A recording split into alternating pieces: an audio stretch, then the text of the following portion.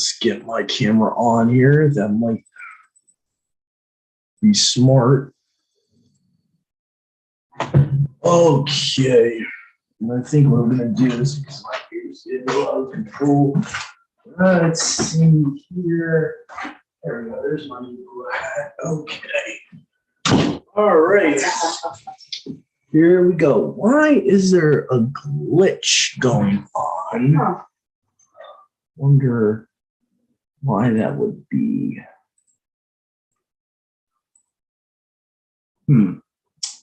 Source 2 wasn't too well. Okay, shalom, everyone. Shabbat shalom. I'm Brother Doug, as always. And today it's just me and my mom, Sister Sharon. So we are going to be doing our regular Sabbath Torah readings. So just give me a second. I'm going to get the word software opened up here.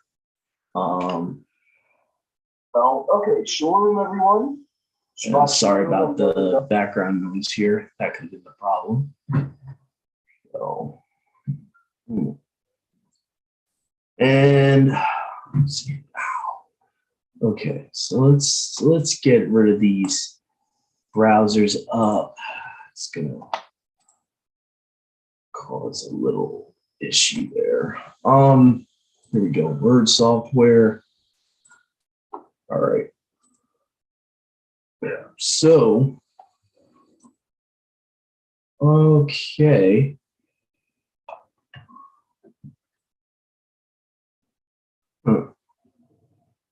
Okay. For some reason, it's taking a while. Okay. Why is there two of them up? Okay. Here we go. Sorry for the long delay, guys. Here we go. All right, we got it on the shared screen here. So let me go to my Bible texts to compare. Let's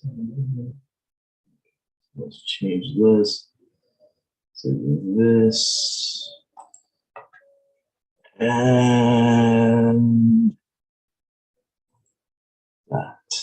Okay, so now Leviticus 20. All right, here we go. So Leviticus chapter 20, of him that gives of his seed to Molech is the header there.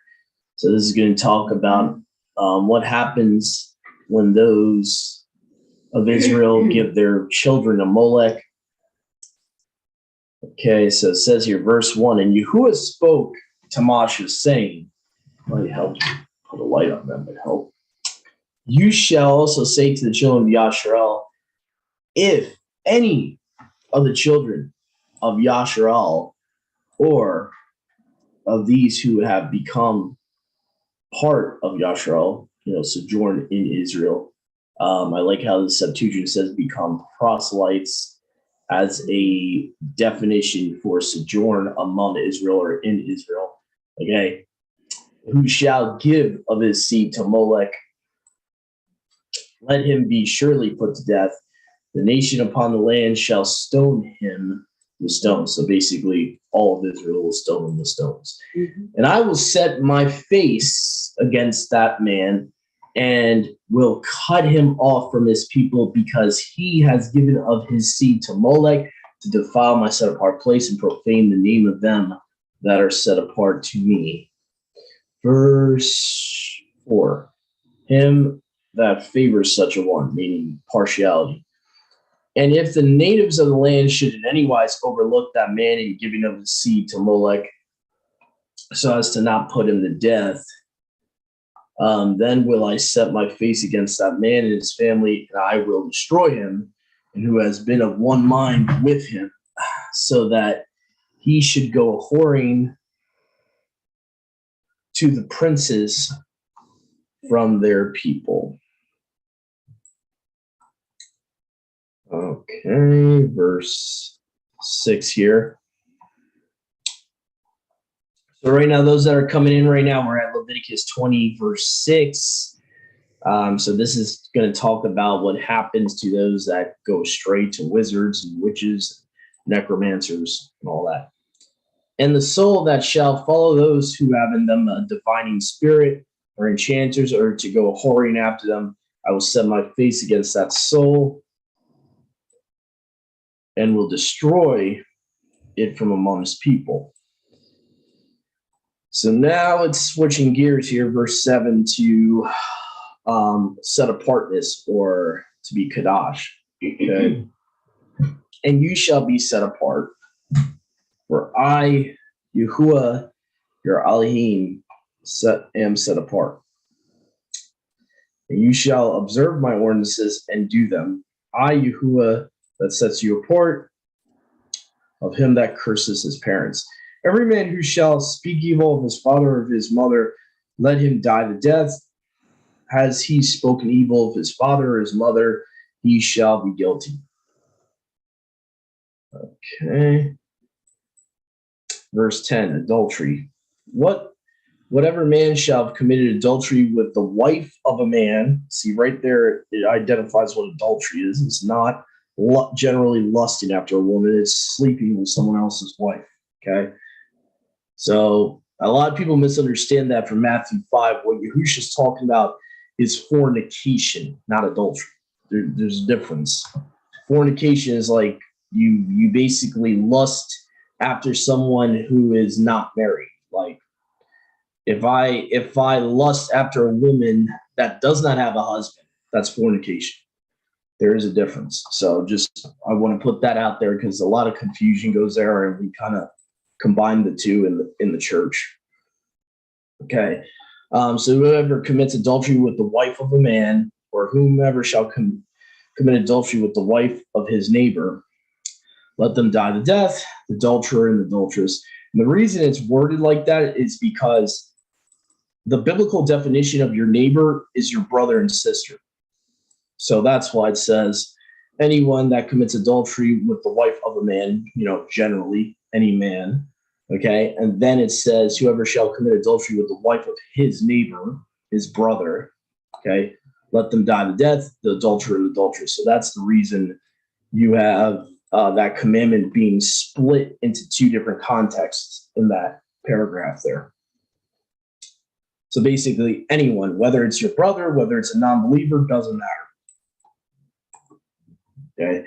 And verse 11, and if anyone should lie with his father's wife, and there's a reason it's worded like that, because a concubine is a wife.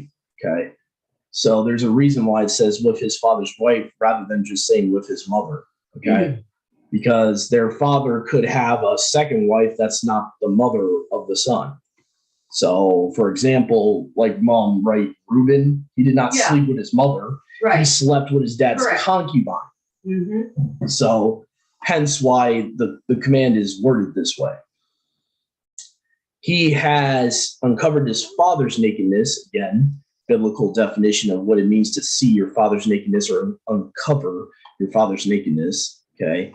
Let them both die the death. They are guilty.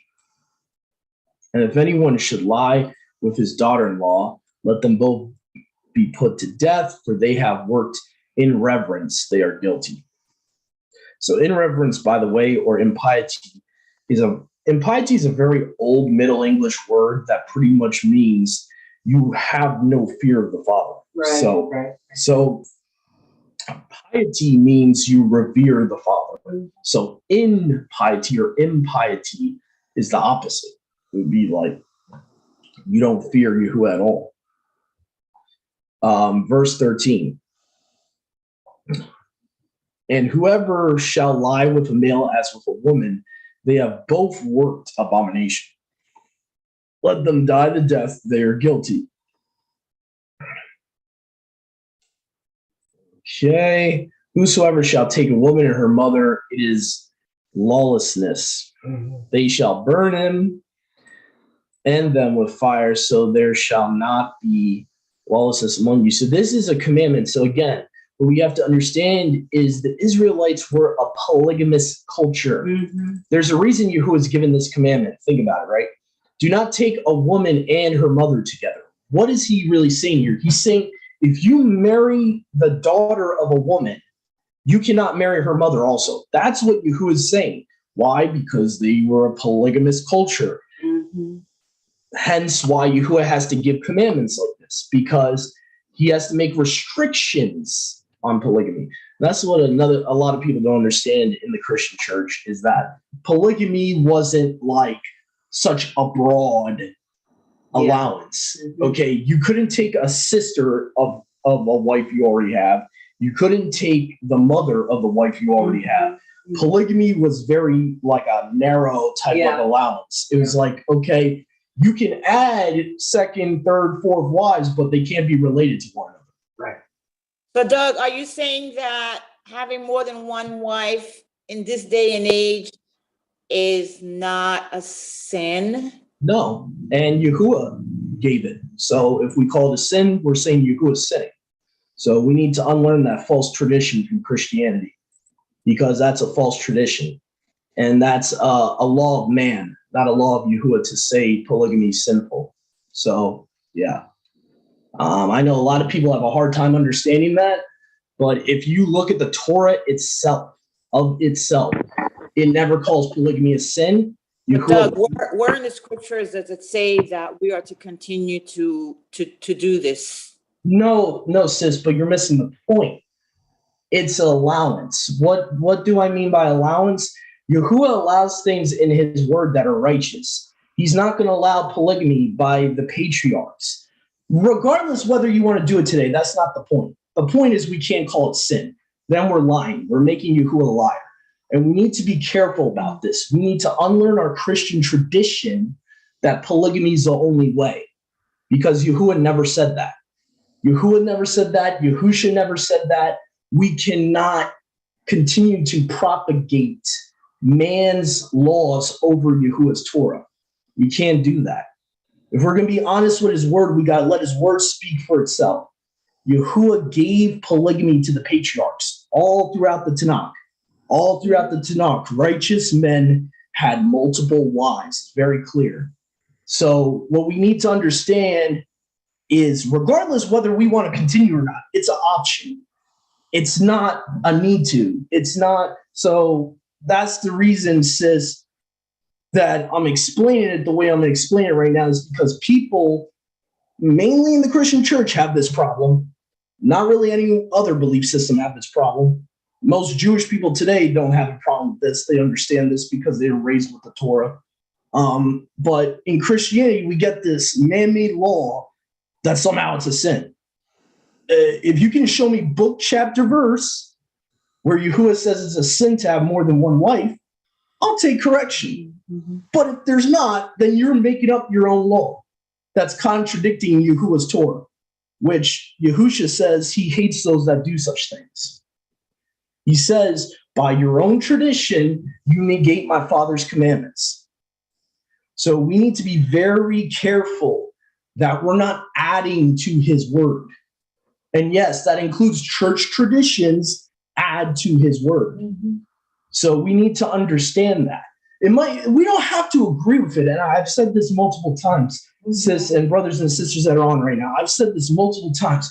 We don't have to agree with everything that's in his word, but it's in his word. And we need to accept that if he instituted it, it's righteous. And so we need to unlearn this Greco-Roman false understanding that monogamy is the only way. Because nowhere in the ancient Hebrew culture was that ever a thing, that it was only monogamy. Time and time again, Abraham, multiple wives, Jacob, multiple wives. So if we want to claim that polygamy is a sin, then we have to say they sinned and Yahuwah is instituting sin. So I don't, that's a road I'm not going to take. If people want to hold to that tradition, they're going to have to ask, every idle word we say on Judgment Day is going to be brought up. Mm-hmm. So if people... Doug, you have to remember something, as we read the scripture and we move closer to the New Testament, it doesn't really speak about men having more than one wife. And I think that's why people... I get what you're saying, sis, but that doesn't make it a sin. So we need to understand the difference between something phasing out that's not needed anymore, that was a righteous allowance, versus the doctrine that polygamy is a sin. Because in the church, it's constantly preached that way, and they have no proof to back that up. I'm just going to be honest with you. All these pastors that are preaching that, they're sinning by preaching that, because now you're saying what Yahuwah instituted is sin. So now you're calling the creator a sinner. So that's the point I'm trying to bring up. I'm not saying we should do it today. I would be a happy monogamous man. That's besides the point. The point I'm trying to bring up is to ever claim polygamy at any point of the Bible is a sin. We are lying by saying that. And we are sinning by claiming that when we have no proof, no biblical evidence that it was ever a sin. That's the point I'm trying to bring about, sis. So I would agree with you on the general perspective that it's not really needed today. But we need to understand the difference between that and claiming something's a sin. Right. That's the point I'm trying to bring about. And I know I'm sounding very passionate right now, but I'm passionate about Abba's law, and I'm passionate about his word. And I refuse to go back to legalistic Christianity that wants to add to his word, that wants to make all these man-made rules that are never found in the Bible, and and all that. But I digress. But the point of the matter is, regardless whether we want to use it, it was a righteous allowance. I guess that's the point I'm trying to bring up. Regardless whether we think we want to use it or not. It was there. It was used throughout the whole Old Testament. It was never called a sin in the Old Testament. And yeah, most likely they stopped using it because there was no purpose for it anymore. Another thing I want to add, I believe there's a specific purpose polygamy was used for. Yes. It was used for to get Israel's descendants to be as the sand of the sea. For Yahuwah to do that in a short amount of time, polygamy was very useful. Because if you think about it, just logically, mathematically, if Jacob only has one wife, you know how much longer would it took? Yeah. Let's just be honest here. So, but I'm sorry for getting a little over passionate there, but I really felt the need to drive that home because I'm tired of seeing posts by people that are ignorant and have not researched this topic, that have not studied this topic in the Bible, and they just regurgitate whatever their pastor tells them. And they're not even doing their due diligence, which Paul tells us to do. Test all things, all matters. That means all doctrines. Test whether the doctrine is true or not. Because, Doug, why do you think the system of this world has instituted this deception? Because they're making money off of the licenses for the marriages. So it would be kind of counterproductive for them to not have more than one wife, because then that means that they have to get a license for each wife. So the Bible talks about how a kingdom that is not together, that is divided, cannot stand. So why would Satan allow for the world to not institute a system for polygamy when it would be something that they would be it would be a benefit to them to have a marriage license for each wife. But for some reason, they're saying that you can only have one wife. I think it's about what is it called? I can't pronounce the word. Sterilization, if you look at the Muslims and stuff, they understand this is righteous. They actually understand this is righteous, and that's the reason why the Muslims are taking over. Sterilization. I'll be honest with you. That's the reason why Muslims are outnumbering us, is because they understand what the system is trying to do. They understand the system is trying to make you sterile. And so if you actually look at it, the reason Muslims outnumber us is because they have stuff like that. They implement in a righteous way, polygamy, and they don't take advantage of it. That's another thing I want to say. I personally don't believe in using polygamy today for multiple reasons. One of the reasons is us men have been so conditionalized to think of marriage as nothing but sex. Mm-hmm. Number one big problem. We don't understand what true marriage is. Yeah. So, but if you look at other cultures, other Eastern cultures like the Muslims, they actually know what they're doing with that, and they outnumber us physically. There's studies been done that show that they're having way more children. They're doing it on purpose because they know what's going on.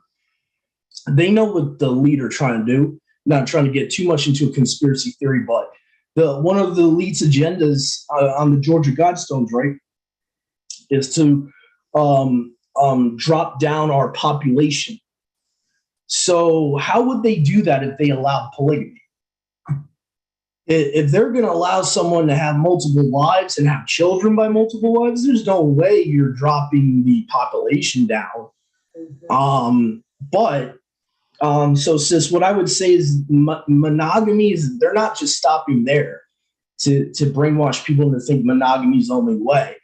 They're getting people away from getting married in general. If you actually look at what's going on in the world right now, most people like Generation Z or whatever you want to call them, most of them don't ever want to get married. Most of them don't want to ever have children. And that's the major agenda for them. So in my opinion, it's just, Doug's opinion, it's not thus says Yahuwah, but Doug's opinion, if they allowed polygamy, like the biblical polygamy, they could not achieve that goal. It's impossible. It's impossible. So the easier way is, only brainwash people, make people think it has to be monogamy. So, and make people think, that we should only have small families. They're trying to find each and every little way to lower the population of believers. That would be my quickest, easiest answer to why they would not want polygamy. Of course, my stupid camera's screwing up right now as usual. So I don't know why it's doing that. But anyway, so hopefully that makes a little bit of sense. But as far as polygamy is concerned, the world doesn't have a really biblical understanding of that either, is what I wanted to mention too. The world's idea of polygamy is not really biblical polygamy, where most men today just think of women as sex objects and all that. So the number one problem today with trying to have a biblical polygamous marriage, if someone chose to institute, is first men have to unlearn this idea that you should be choosing your wife based on what she looks like and based on sexual attraction. That's number one biggest problem, in my opinion, and why polygamy cannot work in this day and age. As far as where we're at a society, it's going to be very hard unless you've been raised in a Eastern culture understanding. So that's why, that's what I'm getting at. So the quick answer is no, I don't think we should be implementing polygamy at this point, because really the purpose for it has already been fulfilled. Number one, the main purpose Yahuwah used it for has already been fulfilled, with Israel being as the sand of the sea. That prophecy was fulfilled at a certain point. There's no real need for it, like essential need for it anymore. But as far as why they would want us to only have monogamy, it's one step closer to sterilization. Because they started off with like only monogamy in the church, right? Now, modern day, what is it now? It's not even that. It's why get married? And that's where it's going. And then it's going to eventually evolve into, no one wants to have children. Mm-hmm. So it's like they wanted to get people to a point where they're brainwashed into thinking there's only one way. So, and again, that's my pet peeve is not people like you, sis, that are just asking questions. My pet peeve is that people that preach stuff like that and have no way to back it up and are just regurgitating Christian doctrine and have no way to back it up. And even when you show them, they're like, oh, well, then Abraham sinned. Okay, so then you got a bigger problem because guess who gave it to Abraham? So anyway, that's the reason I brought it up because, or the reason I wanted to touch on that, because I see a lot of that even in this Hebrew roots movement, people holding on to stuff from the church and not letting it go because it's a worldview they've been raised in. And in a way, it's like you're still in the matrix. You're this lie that you've been sold from a child, you're still holding on to. And you're not ready to be fully spiritually unplugged from the matrix, because once you allow Yahuwah to unplug you, you're going to see a lot of stuff you've been raised with. The opposite is the truth. A lot of stuff we've been raised with has been man's doctrines of men taught as commands of Yahuwah. Yahushua spoke up to the Pharisees about that. He hated that. So that's the reason I felt like I needed to speak on that. But anyway, this is not just isolated to this topic. There's so many topics where we've completely held on to traditional false understandings from Christianity. I mean, I could go all day on so many topics that we're holding on to, leaven we're holding on to. The idea of marriage in Christianity and whether you could get married after being divorced is wrong. Okay, because they teach you can't ever get remarried just because you got divorced. I mean, first of all, what we have to understand is that religion we came from does not understand Torah. And if you really think that you're going to understand Torah being raised up in the church system that really disregards it anyway and doesn't want to understand it, that should be one clue right there, that we need to unlearn a lot of things from that system, because that system doesn't care about keeping the Old Testament law. They don't care. And what we have to understand is the whole biblical idea of marriage and divorce is based in the Torah. So we have to come looking at the scriptures in a different mindset, because we have to start understanding the Bible in its original Eastern culture context. It is not a Greco-Roman book. And that's what we need to understand. So I'm sorry for the little rant there, but anyway, but that was a good question from Sister Marissa. It really was. But anyway, so Mom, what verse did I leave off at? You left off at I believe it was 13, either 13 or 14.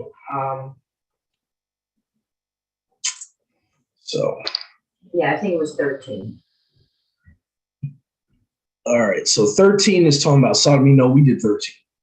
We did the whole abominations and stuff like that.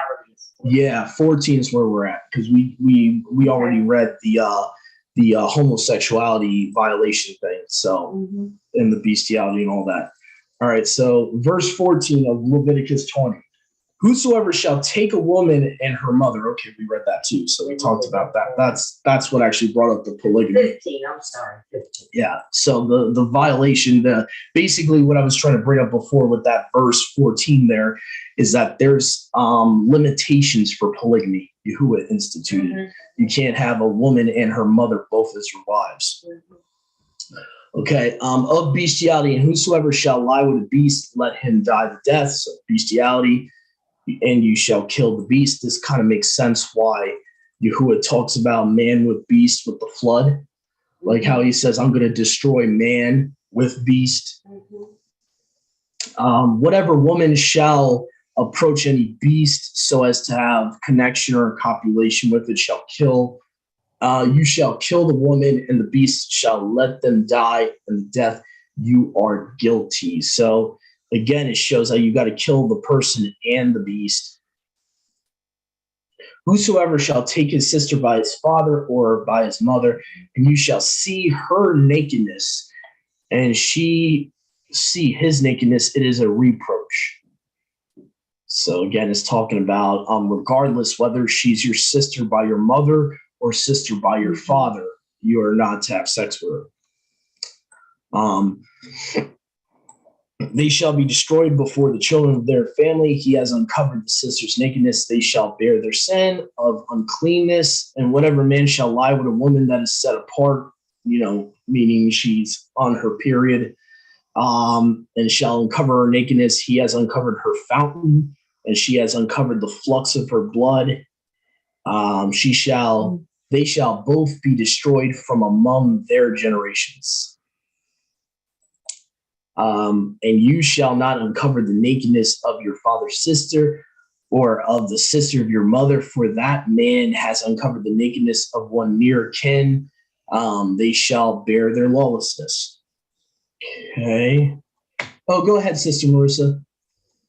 Okay, so I just thought of something. You just read that it said there that brothers should not be sleeping with their sisters and all this stuff. But remember in the beginning of time, the way that the world was populated was because obviously brothers and sisters were having children, right? So why would you think that the father would discontinue?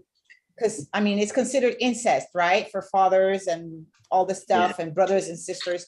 So why do you think that the father would stop this from taking place? Because obviously it was allowed in the beginning, and now he's saying you can't do it. Yeah, that's right, sis. I would say, well, our gene pool really got screwed up in Genesis 6 when you read that. Genesis 6:4 experiment, like guys like Steve Quayle and Tom Horn like to call it. That experiment kind of screwed up a lot of things in our genetics, where you had Yahuwah would have to, tell Jacob to go to a specific family to find a wife. Abraham, same thing. The gene pool problem really screwed a lot of things up. I think Yahuwah, after the flood, that's where he kind of had to change plans and be like, okay, well, now, maybe this incest thing is not going to be a good idea now that the DNA of humans is not perfect anymore. It might not be a good idea to have kissing cousins and, brothers and sisters marrying. But it's true what you said. It was allowed in the beginning. Mm-hmm. It was allowed. Most likely Abel would have married his sister. Most likely Cain would have met his sister when he goes to Nod.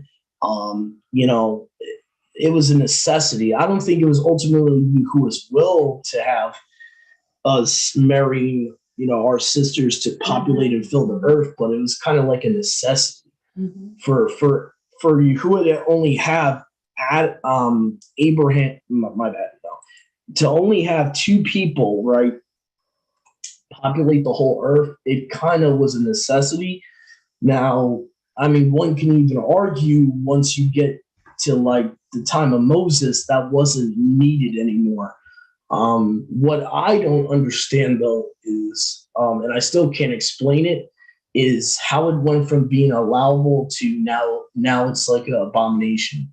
And I'm kind of wondering if something happened to where now it's detestable to Yahuwah.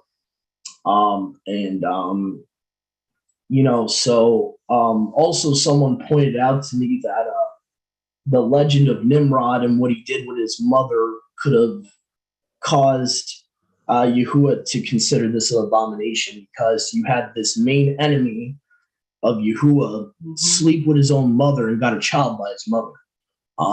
So Yahuwah would have looked at it as detestable specifically because of who did it. And, all the legends about the reason Tower of Babel was built, so they could get up there in heaven and kill Yahuwah and take over.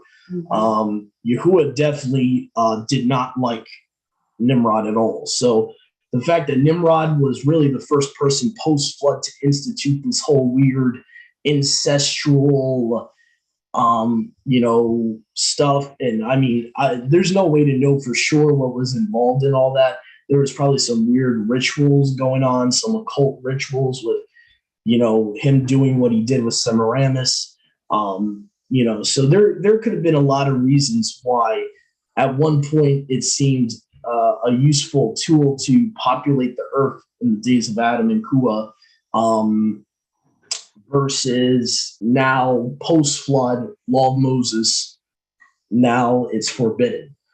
So that's always been one thing in scripture, I'll be honest with you, I could never fully explain. And I've seen others, they try to make allowances for other humans to be alive at the same time as Adam and Kua. The problem I have with that is the text does not say that. And I've seen people do like gymnastics with the Strong's Concordance and talk about man, when it says Adam, it means mankind. So Yahuwah created all mankind all at once. And, there would have been black people on one place, white people on another place. And like all these crazy conspiracy theories have no proof to them in the text, like the actual text of the Bible itself. So as far as we know, and even when you go to extra biblical traditions, all of them agree. I'm not saying any of them are scripture, but all these extra biblical traditions agree that Abel would have had to marry his own sister. Cain would have had to marry his own sister. Seth would have had to marry his own sister, so on and so forth.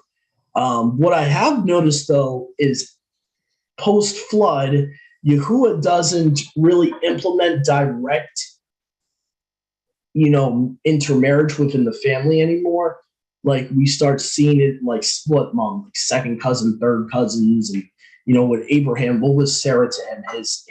His uncle's daughter or something Yes, like that. I think so. So it was like very removed from direct sister and brother. It was a lot different after the flood. So the main, I guess, response I would give would be that something in our genetics got really screwed up after the Genesis 6:4 experiment, to where Yahuwah really could not allow incest to be used anymore, or at least direct intermarriage to be used anymore. And you kind of see that today, that genetically it's not something we should be doing. You looking for something else? Yeah, it's all right. That's fine. Find it. But anyway, so that's the best way I could explain. You really had a good question, so it's kind of stumped me for a little bit.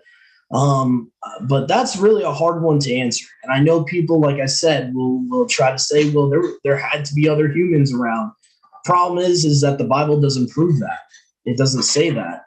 So unless they know of an older version of Genesis that literally word for word says that that Adam and Eve were not the first humans, you're going based on presumption. And I can't build doctrine off of presumption or assumption.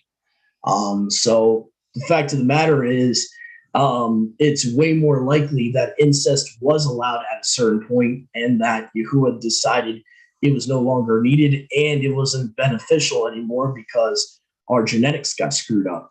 Mm-hmm. So that's the best, answer I can really give. But I'm really not too sure exactly why, and the Bible really doesn't tell us why all of a sudden it becomes something Yahuwah hates. So that's something I can't really answer fully. But yeah, so that was from verse 19. That's why Sister Marissa brought that up, because we read that in verse 19. So verse 20 says, whosoever shall lie with his near kinswoman has uncovered the nakedness of one near kin to him, they shall die childless. So yeah, it's become a really bad thing at this point. Whosoever shall take his brother's wife, it is uncleanness. He has uncovered his brother's nakedness. They shall die childless, which, by the way, King Herod actually did, FYI. So King Herod took his brother's wife. So verse 22, obedience is required with set apartness.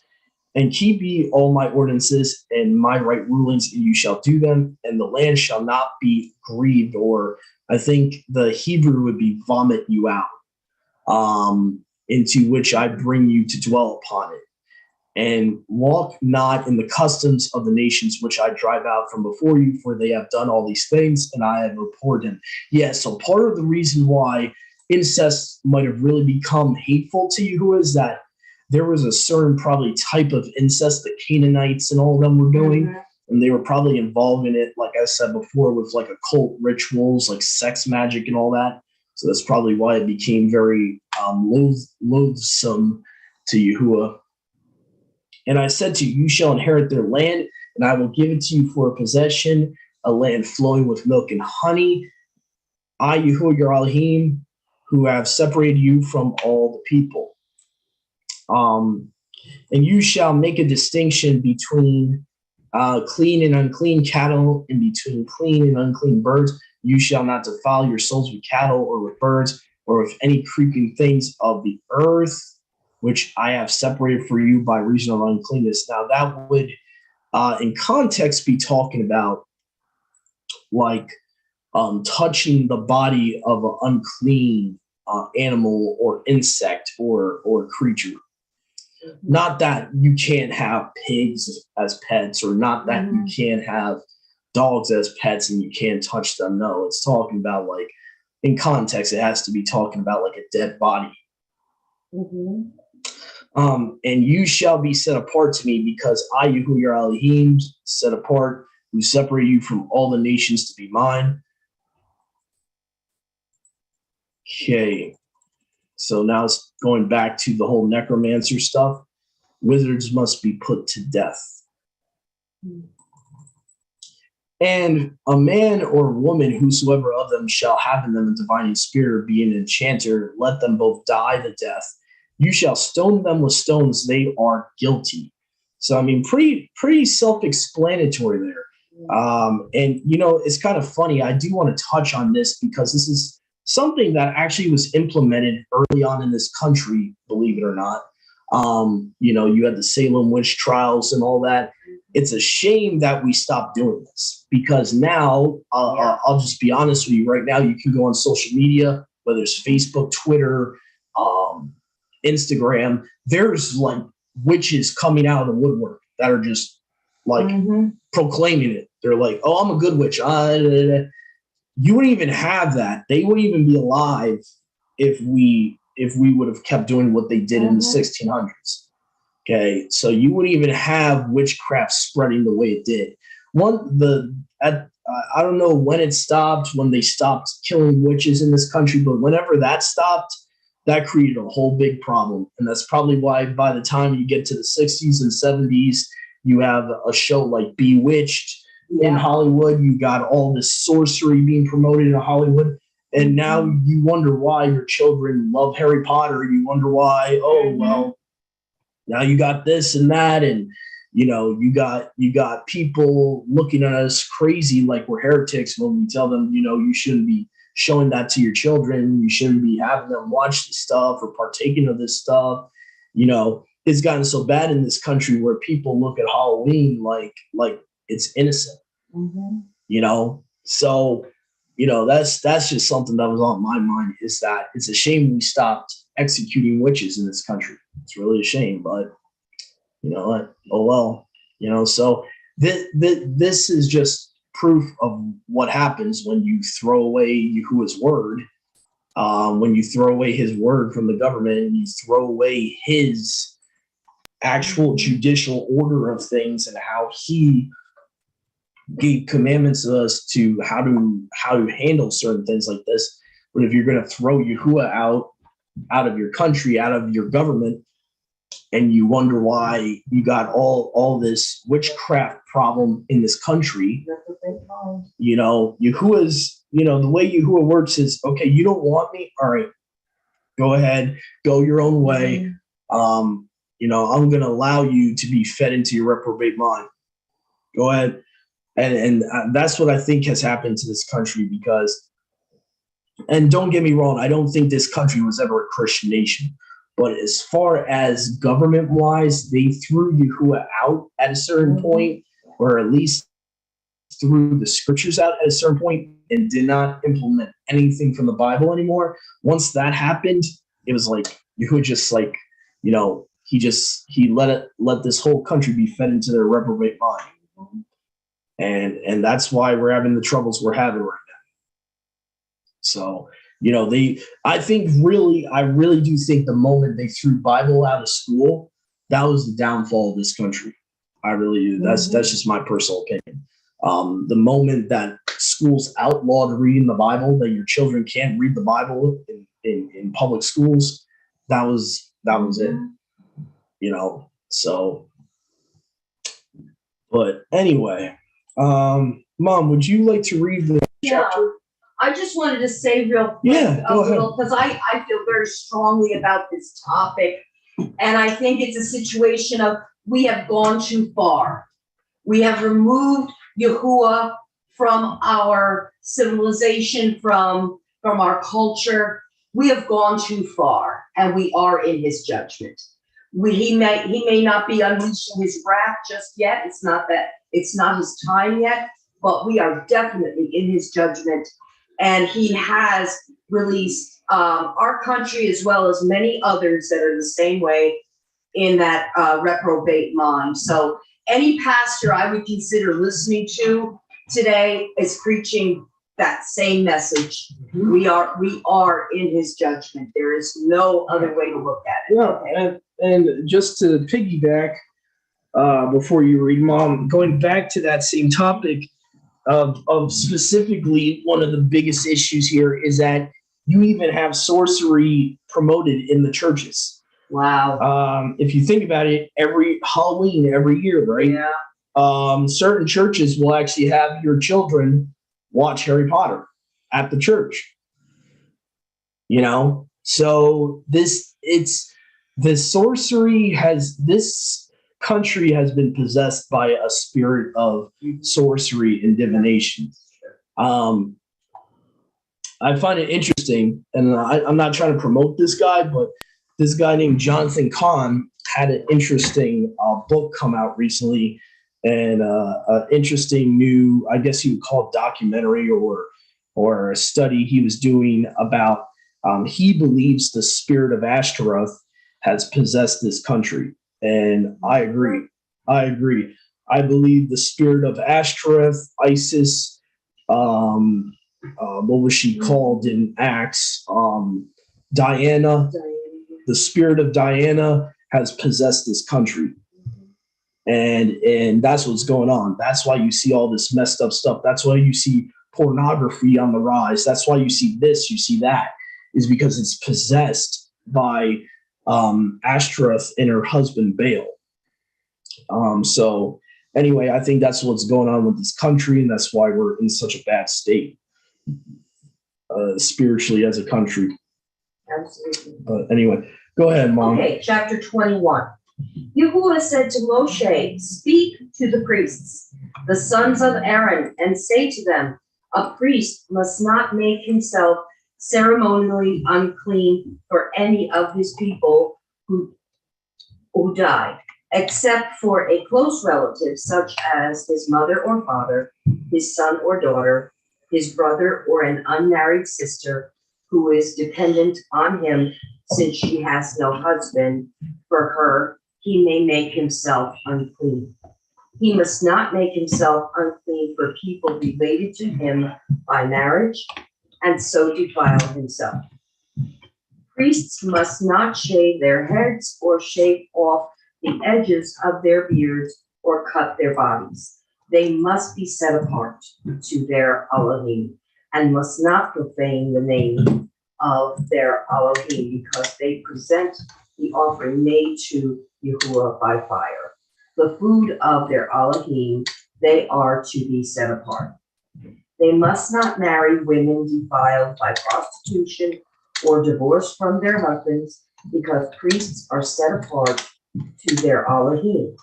Regard them as set apart, because they offer up the food of your Elohim. Consider them set apart, because I, Yahuwah, who makes you set apart, am set apart. If a priest's daughter defiles herself by becoming a prostitute, she disgraces her father. She must be burned in the fire. The high priest, the one among his brothers who has had the anointing oil poured on his head and who has been ordained to wear the priestly garments, must not let his hair become unkempt or tear his clothes. He must not enter a place where there is a dead body. He must not make himself unclean even for his father or mother, nor leave the sanctuary of his Elohim or desecrate it, because he has been dedicated by the anointing oil of his Elohim. I am Yahuwah. The woman he marries must be a virgin. He must not marry a widow, a divorced woman, or a woman defiled by prostitution, but only a virgin from his own people. So he will not defile his offspring among his people. I am Yahuwah, who makes him set apart.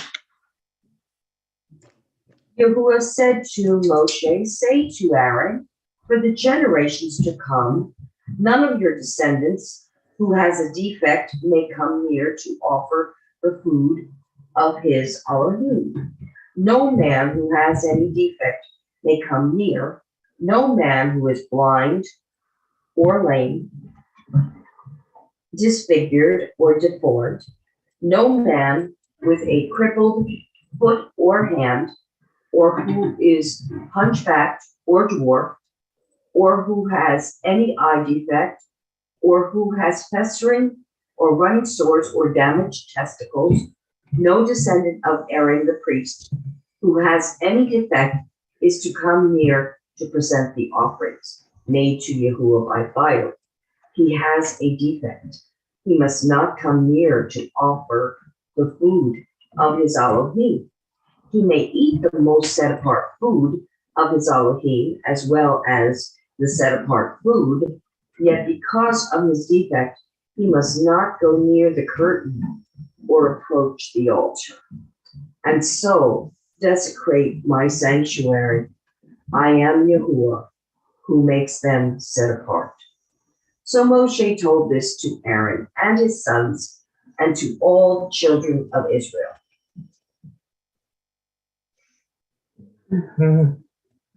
Pretty straightforward, huh? Yeah.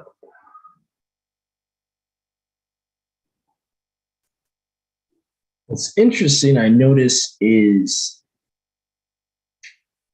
the Septuagint sometimes will paraphrase priest as anointed one.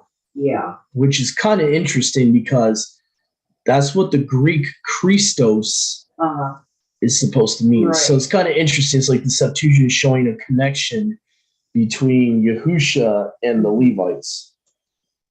Because Yahusha is supposed to be not just anointed one, but the anointed one, the Mashiach. Yeah. So I find that interesting. And where I get that from is Leviticus 21:10. Doesn't just say priest, it says be poured upon the head of the anointed one, and having been set apart to put on the garments, and shall not take the mitre off his head. Mitre is like a Middle English substitution for crown, turban in this context, but mitre can also mean like a crown. So anyway, but a lot of this stuff is specifically commandments for the priest. This is a perfect example of things we can apply in a Melchizedek priesthood. This is a perfect example. Because right here it says, who is the audience here in verse 1? Yahuwah spoke to Moshe saying, speak to the priests, not the sons of Israel, the priests, the sons of Aaron. You shall tell them. So all these commandments that my mom just read are only for the sons of Aaron. They're not for all 12 tribes. So that's, I'm pretty sure some of us, when we come from Christianity and we get this like weird, assumption by people, oh, well, you got to keep all 613, yada, yada, yada. No, I don't. because some of those 613 are only for priests. Some of them are only for women. Some of them are only for children. So it's very ignorant, and I understand where people are coming from. I get it. I'm trying to be as nice as I can about this, but I think there's a spirit that's controlling people when people try to reproach us that come into Yahuwah's Torah and try to knock us, try to say, "Oh, you got to keep all 613." First of all, I'm sorry, but that's the dumbest strawman argument anyone can make. If you understand scripture in context, that's dumb. The 600, no one had to keep all 613 of Israel. They kept what they were told to keep. Within the Torah, there are certain commands for women, certain commands for men, certain commands for Levites, even certain commands for the high priests of the Levites.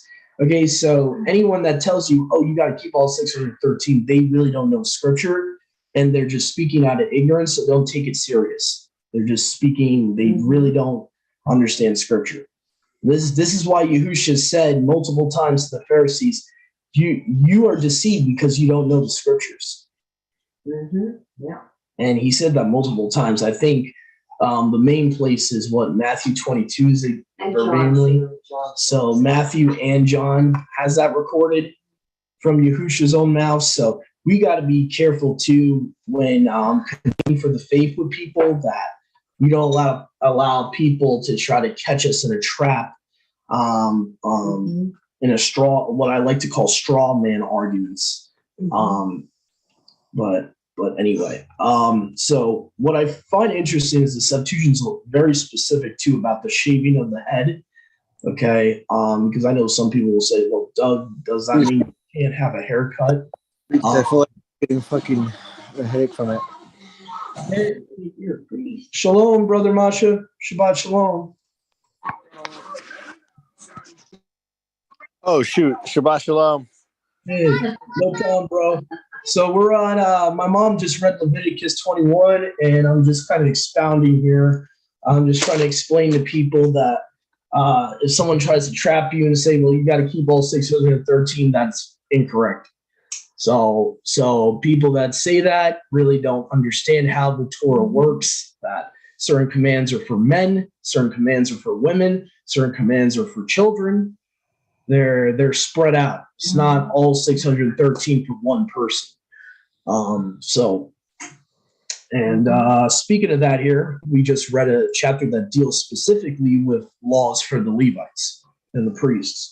So Leviticus 21, a lot of people like to point to this and say, Doug, why do you get a crew cut? You know, you're not supposed to shave your head. And I'm like, context, people, for the dead. What is the first verse here? Don't be defiled for the dead, right? Okay. The chapter starts off by talking about the dead. Okay. All right. For a relative who's near to them, for a father or mother and sons and daughters, for a brother. So it's talking about burying the dead, and that the Levites specifically cannot be defiled for certain relatives. So they can't be touching the dead bodies of their certain relatives, but only for a virgin sister that's near to one. And that a spouse to a man that's not a spouse to a man, meaning not betrothed, for these ones shall defile himself. He shall not defile himself suddenly among his people to profane himself. You shall not shave your head for the dead with a baldness on top. And they shall not shave their beard, neither shall they make gashes on their flesh. So obviously the context of do not shave your beard, do not shave your head, right, in verse 6 is talking about for the dead. It's not saying that you can't have a clean shaven face. So anyway, but that's one of my pet peeve out there. People, don't read in context in there. Just the fact that this whole chapter is only for the Levites should give you a clue, number one. So number two, this is talking about doing stuff for the dead, defiling yourself for the dead. Okay. But anyway, so hopefully that clears that up about verse 5 there, because I know a lot of people misunderstand that. And I'm not gonna lie, it's not only their fault. It's because the Mazarites take out for the dead, for shaving your head. So you get a weird concept without that phrase there for the dead. People will get this weird concept. Oh, I can never get a haircut. I gotta keep. But then you know what causes an even bigger problem about that understanding, that false interpretation? Then you get later on in the Masoretic text in this same chapter, and Yahuwah is telling the priests, you have to trim your hair so it doesn't get too long. So the Masoretes are like contradicting themselves. You know, it's like, and actually it's not supposed to say neatly trim your hair. I'll show you. We'll get to the verse here in the Septuagint. What verse was that, Mom, where it talks about to neatly trim their hair, don't let it grow too long? I don't know. All right. While my mom tries to find that, verse 7, this goes back to what I talked about when I went on my little rant earlier, okay? Notice how the Septuagint has put away here. Put away. It's not the same thing as divorce, okay? So when it says here, they shall not take a woman, this is talking about the priests here, who is a harlot and profaned, or a woman put away from her husband, for he is set apart to Yahuwah his Elohim. Now again, this is talking about a woman being put away. She's still married. It even says from her husband. She's married. She's not divorced here. Okay, so the reason that he can't marry her is because she's still married. She's put away. So anyway, those of you that are watching right now, maybe this is new to you, I would recommend you check out the study we've done a while ago called The Difference Between Put Away and Divorce. I think that would help you guys understand the context of verse 7 there. Okay. Verse 5 is what you were looking for about shaving. No, not the shaving, Mom. I heard you read in another verse. It says to neatly cut their hair so it doesn't grow too long. I've seen in the Masoretic text, there's a verse in this chapter that completely contradicts verse 5 and then tells them, to neatly trim their hair so it doesn't grow too long. It's either in this. Oh, it's in. It might be in Ezekiel. It's in 10. Okay. All right. So yeah. So in 10, this is where contradiction is caused because they leave out for the dead in verse 5. And the priest that is chief among his brothers, meaning, the high priest, okay, the oil having been poured upon the head of the anointed one, having been set apart to put on the garment, shall not take the turban off his head, neither rend his garments. So the Septuagint does not say anything about cutting hair. It says, do not take the mitre off his head. Doesn't say anything about cutting his hair. But the Masoretic, I believe, does. It says, shall not uncover his head. Oh, my bad. Okay, no, it doesn't. Okay. So maybe it is in Ezekiel. I know somewhere, one of the other places where it talks about the Levitical priesthood coming back, it talks about the Levites should not let their hair grow too long, which again is like weird. It's like, okay, but yeah, it's a little It's a little weird because then wouldn't you be uncovering your head in a figurative way if you're, I don't know. That to me, that's a little weird. I think it's Ezekiel 44, if I'm not mistaken. The Levites shall trim their hair so it doesn't become too long. So Ezekiel 44:20. Yeah, I knew it was somewhere. So Ezekiel 44:20. I see your hand, sis. I'm going to get to you in a second. I just want to find this real quick. We're going to get to Sister Marissa.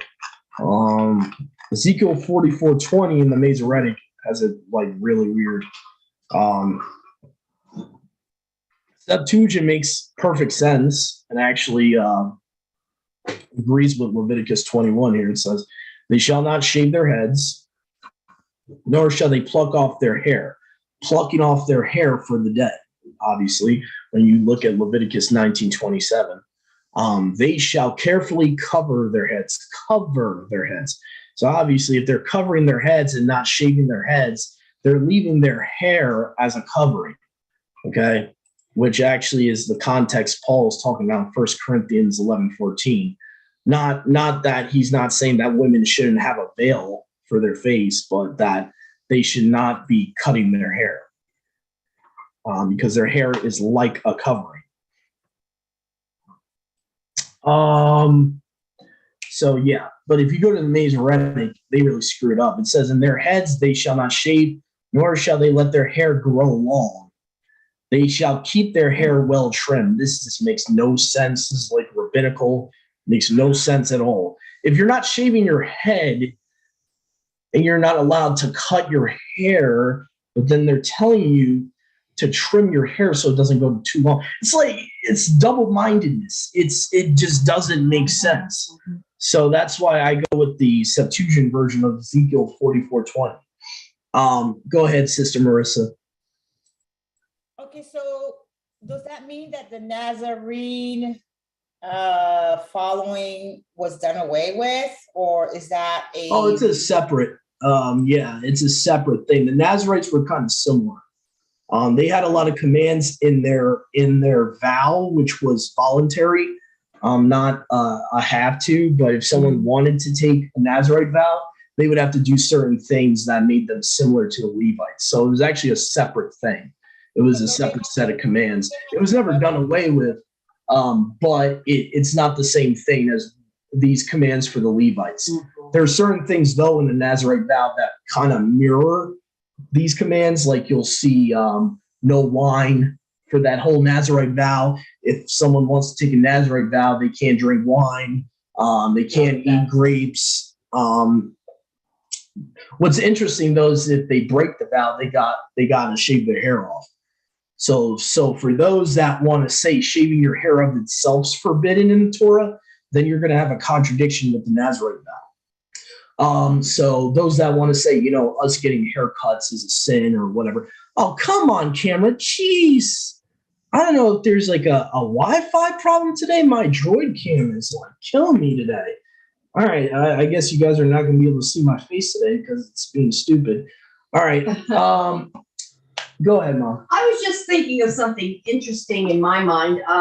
Now, John, correct me if I'm wrong, John the Baptist had that vow, right? Yeah.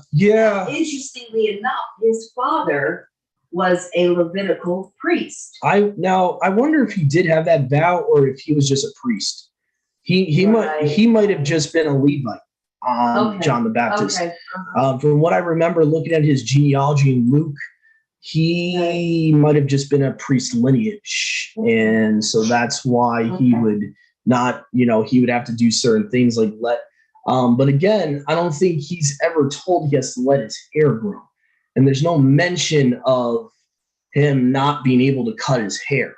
If I'm not mistaken, I haven't seen that in the New Testament where he's told he can't do that. Or Paul is one that definitely takes the Nazarite vow. If you look at the context in Acts, where they accuse him of breaking Torah, and they tell the apostle Shaul, we've heard these accusations.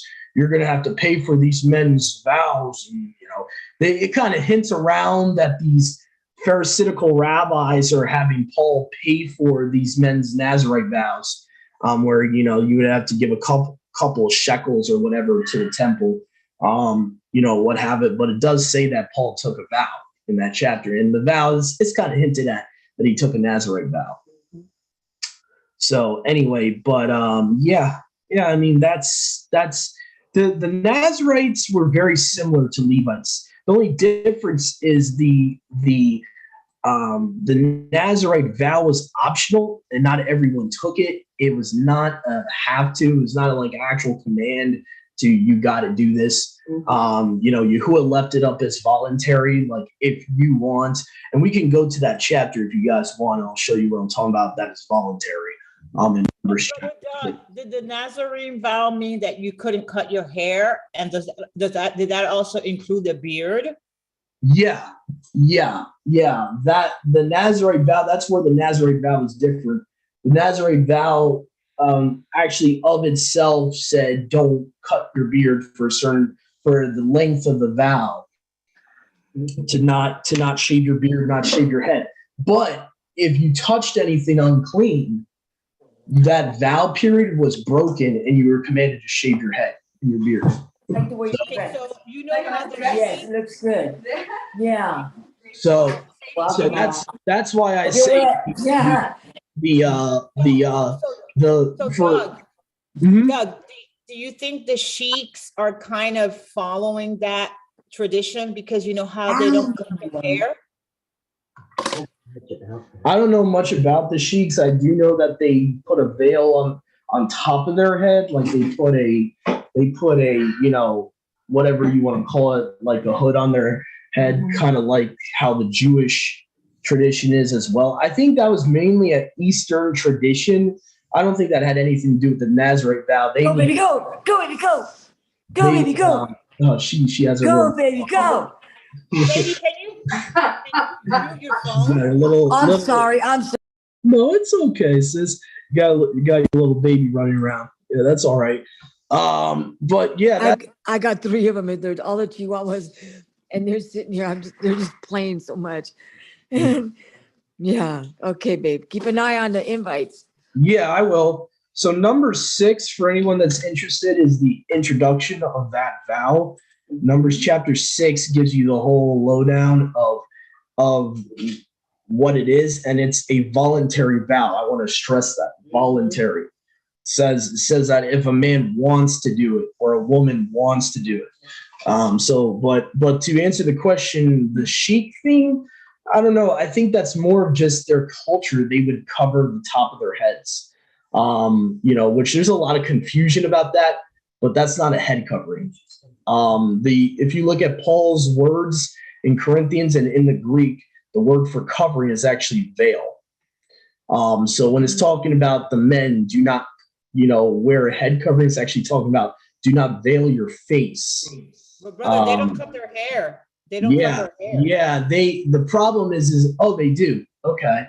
But I see a lot of traditions, like the Catholics will have the same tradition of thinking a head covering is covering the top of your head. That's not a head covering. They would do that in general when they prayed in Hebrew culture. They would, so a lot of people like misunderstand and think that's a violation of what Paul's saying, but it's not, because Paul's talking about veiling yourself like a woman veils her face on a wedding day. So when you see these people have the prayer shawls on top of their head, that's not a violation. That's not a violation of scripture. So there's a lot of confusion in this movement about that, because we don't go into the Greek. We got our own Greco-Roman understanding what a head covering is, and that's a whole nother thing. But the sheiks, yeah, I guess they must have some type of drawback to the Hebrew culture. I mean, the sheiks, where are they in Iran? I know you had the Iron Sheik in the WWE, and he was supposed to portray like Iran. I remember that back in the day. They tried to capitalize on the whole real war that was going on back then, and they tried to have Hulk Hogan, Mr. America versus Iron Sheik and all that. USA versus Iran with the whole Saddam Hussein nonsense. But yeah, I think they're from like near the Babylon area. So it would kind of make sense that some of their culture is similar to the Hebrew culture. Sumeria, or Iraq today, is where all they went after the flood. So you had a lot of the culture of the Torah being spread about, especially when you don't have them rebelling until the Tower of Babel happens. So right after the flood, you still have a lot of people that came from Noah's lineage that would have known about the Torah, known about certain things like that, and veiling your face, and it was big in their culture, is what I'm trying to say. It was, so it's not hard for me to see that just generally in Arabic culture, there's a lot of things that the Arabs do that are similar to what the original Hebrews did. A lot of it, even their own language is like a sister language. That's why Allah goes back to Elohim or Elohim, or however you want to pronounce it. Eluah for singular. So that's the reason. And their languages are so similar because I don't even want to go through the whole rabbit trail of whether or not the legend of, Ishmael's descendants being all Arabic people. I don't want to go into all that, but there's definitely a link somehow to the Arabs and the Hebrews, even ethnically. I think there's some truth to that. There definitely has to be, because there's just too much stuff in their culture that's the same. But anyway, there's a lot of, I guess, going back to the topic of, there's a lot of parallels between the Nazarites and the Levites. The difference with the Levites is that's a have to, and it's not just for a period of time. Levites, every time they go into the tabernacle or the temple, a Levite could not drink wine when they're in the tabernacle or in the temple. So that's like all year round. It's not just a time period. So anyway, but I really recommend people that this Nazarite vow is new to read Numbers chapter 6. I really recommend it because it gives you like every single part of that vow. It's like one of the few chapters in scripture that will explain the whole thing. So, and if he touches a dead body that he's not supposed to, that vow is instantly broken. Yeah. Like if he becomes ritually unclean, that vow is now broken. Now he's got to shave his head and shave his beard. And the purpose, people might be asking, why would he have to shave his head and his beard? Well, he has to start all over. Yeah. It's kind of like a punishment. It's like, you screwed up. Now you're going to have to start all over with the vow. So that's the reason for that. Go ahead, Mom. I'm just thinking, remind me, this is a little off subject, but kind of on. When the Apostle Paul, remember at some point he shaved his head. That's what I was saying. Yeah. Why did he do that? He was. I feel like sometimes I say something that goes, you. All right. 10 minutes ago, I just said. I'm sorry. I just said that though when we started talking about this Nazarite vow, that when Paul was being accused, I didn't hear that part. Okay. When Paul was being accused of teaching lawlessness to the Gentile believers, these like Pharisaical rabbis took him to the temple. He's like, all right, you're gonna pay for these two men's vows, and then Paul ends up doing his own vow just to prove that he keeps Torah. Okay. So right. Sorry about that. No, it's okay. I just remember reading about that. No, it's okay. I know.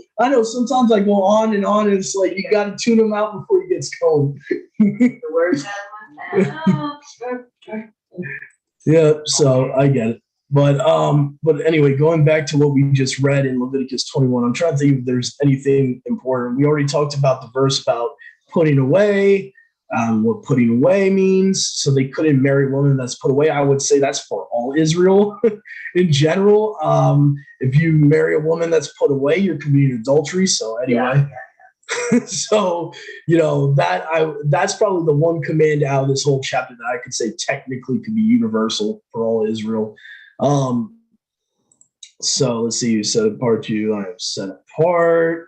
I'm the daughter of a man who's a priest, profanes herself by becoming a harlot. She's burned with fire. So it's talking about a daughter of a Levite must be burned with fire if she becomes a whore. Let's see here. Rent his garments. So interestingly enough, they were not allowed to rent their garments. That's kind of interesting. So the priests, basically, what we can take away from Leviticus 21 here is that the priests had to be extra kadosh. They couldn't just be regular, set apart like the rest of Israel. They had to be,